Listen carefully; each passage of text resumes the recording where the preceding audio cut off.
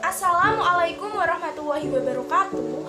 Perkenalkan, nama saya Aisyah Wardatunisa dengan NIM 14014224667, nomor presensi 43. Pada kesempatan kali ini saya akan menyampaikan hasil praktikum pengukuran panjang pada benda beraturan dan tidak beraturan menggunakan penggaris.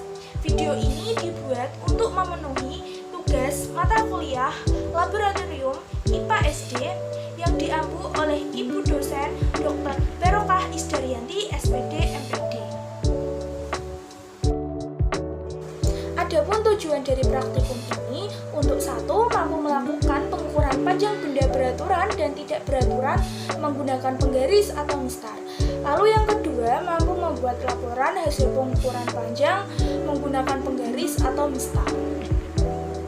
Berikut ini alat dan bahan praktikum dalam pengukuran panjang menggunakan penggaris.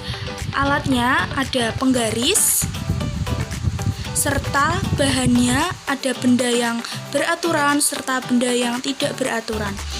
Untuk mengenai bahan benda yang beraturan terdiri dari buku, sticky note, power bank, serta bahan pada benda yang tidak beraturan terdiri dari gembok, correcting pen, serta lem.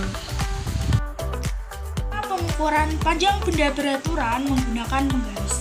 Yang pertama, menyiapkan alat dan bahan yang akan diukur seperti alatnya penggaris dan bendanya seperti sticky note. Lalu letakkan penggaris pada sticky note yang akan diukur.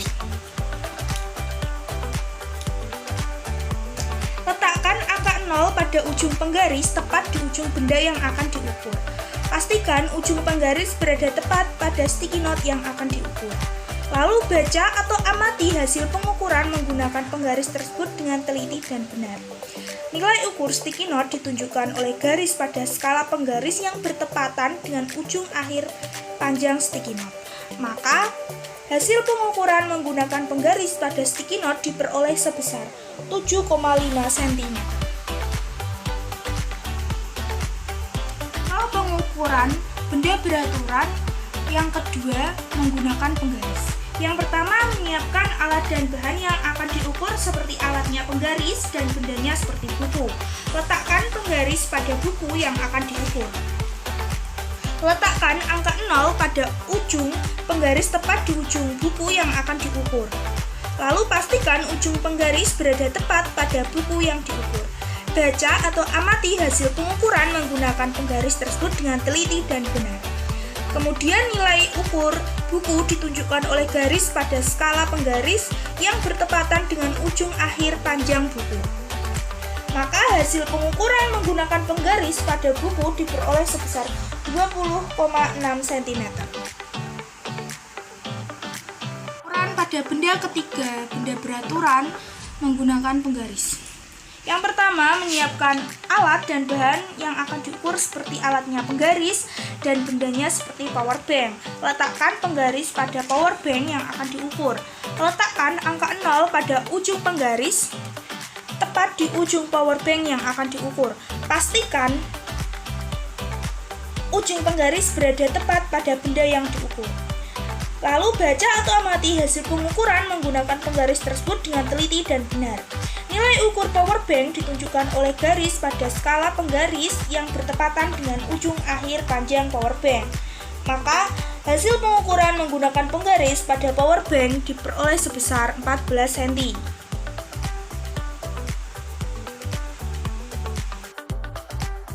Cara pengukuran pada benda tidak beraturan menggunakan penggaris. Yang pertama, menyiapkan alat dan bahan yang akan diukur seperti alatnya penggaris dan bendanya tip X atau correcting pen.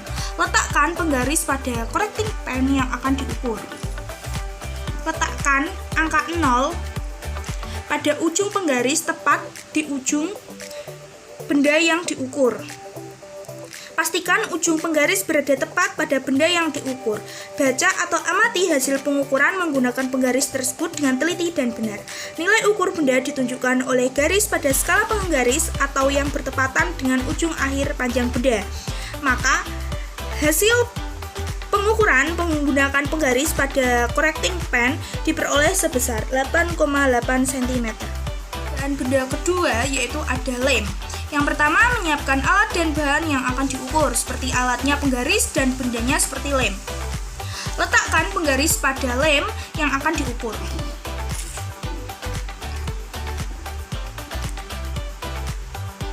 Letakkan angka 0 pada ujung penggaris tepat di ujung benda yang akan diukur. Pastikan ujung penggaris berada tepat pada benda yang diukur. Baca atau amati hasil pengukuran menggunakan penggaris tersebut dengan teliti dan benar. Nilai ukur benda ditunjukkan oleh garis pada skala penggaris yang bertepatan dengan ujung akhir panjang benda. Maka hasil pengukuran menggunakan penggaris pada lem sebesar 8,1 cm. Ketiga, yaitu menyiapkan alat dan bahan yang akan diukur seperti alatnya penggaris dan bendanya seperti gembok. Letakkan penggaris pada gembok yang akan diukur. Letakkan angka 0 pada ujung penggaris yang tepat di ujung benda yang akan diukur. Pastikan ujung penggaris berada tepat pada benda yang diukur. Baca atau amati hasil pengukuran menggunakan penggaris tersebut dengan teliti dan benar. Nilai ukur benda ditunjukkan oleh garis pada skala penggaris yang bertepatan dengan ujung akhir panjang benda.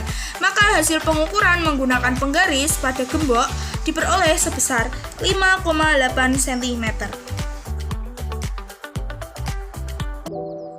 Dari hasil percobaan yang telah dilakukan dapat diperoleh beberapa kesimpulan, yaitu yang pertama, penggaris adalah sebuah alat ukur yang dirancang untuk mendapatkan ukuran panjang.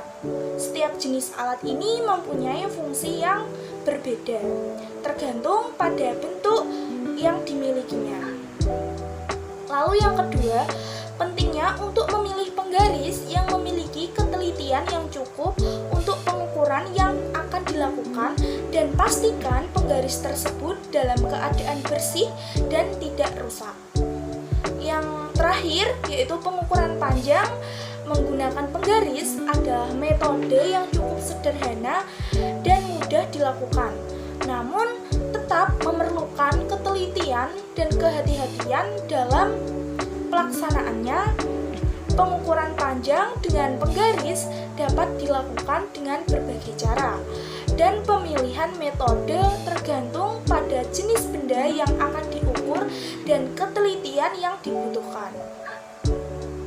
Sekian video pemaparan mengenai hasil laporan praktikum pengukuran panjang benda beraturan dan